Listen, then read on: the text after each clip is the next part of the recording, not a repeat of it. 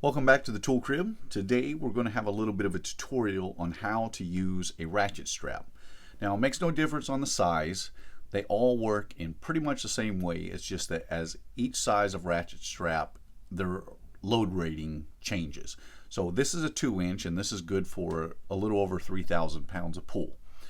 Now the way a ratchet strap works is it has a stop mechanism on the back that slides back and forth. You can see that it has a spring here that allow it to be pushed back and forth, so it can come back and then it will engage with the teeth here, or the cam.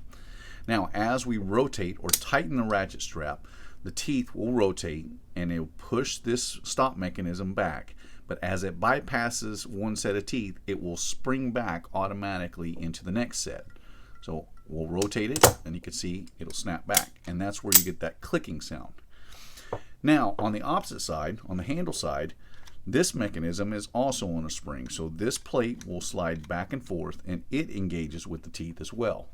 Now as we rotate it forward, it will rotate the cam and then the back stop will slide back and forth. Now to disengage the come along, what we have to do is we have to pull this strap or this plate, which will move back, and we'll rotate it up. Now you'll notice that on the frame of this ratchet strap, it is radiused here, but as we get up to this point, it goes higher. Now when we pull this back and we slide that over the frame, it now has disengaged this plate with the cam. And then if we move it just a little further, there is an indentation there where it will lock into place.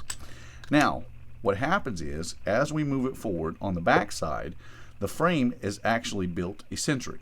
So when we push the frame forward and lock it into the upright position, the frame will push this plate down and also disengage it with the cam or the wheel, thereby allowing the cam to move freely. That will allow your strap to be loosened off.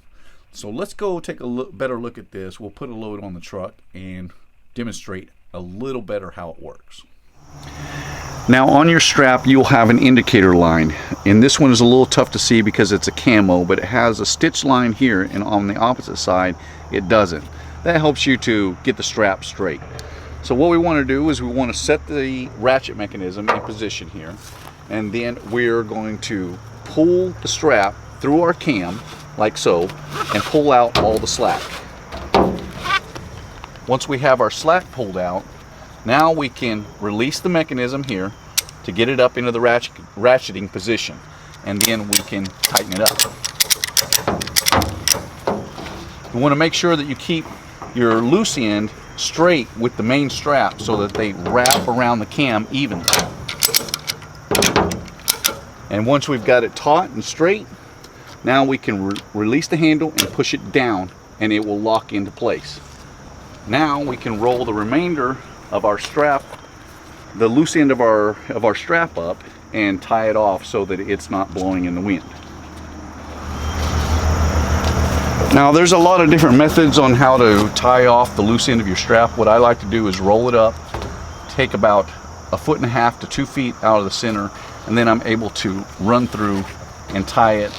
We'll do a clove hitch plus a half hitch around the main strap, and that locks your strap in and keeps it from, blowing in the wind.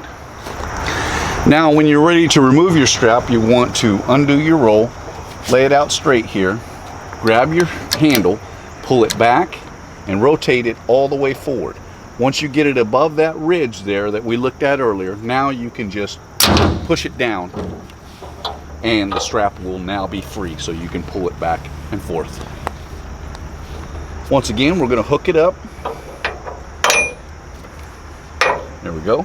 And we'll pull the strap tight, pull the latch mechanism back so that we can tighten it, making sure that we keep this strap in line with our main strap.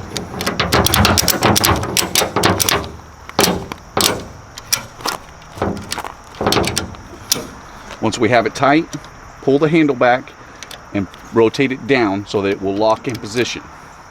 And then we can roll up our strap. And again, to loosen it, hold the handle, pull your latch mechanism back, set it above the rail over here so it disengages with the teeth, and then just pop it down.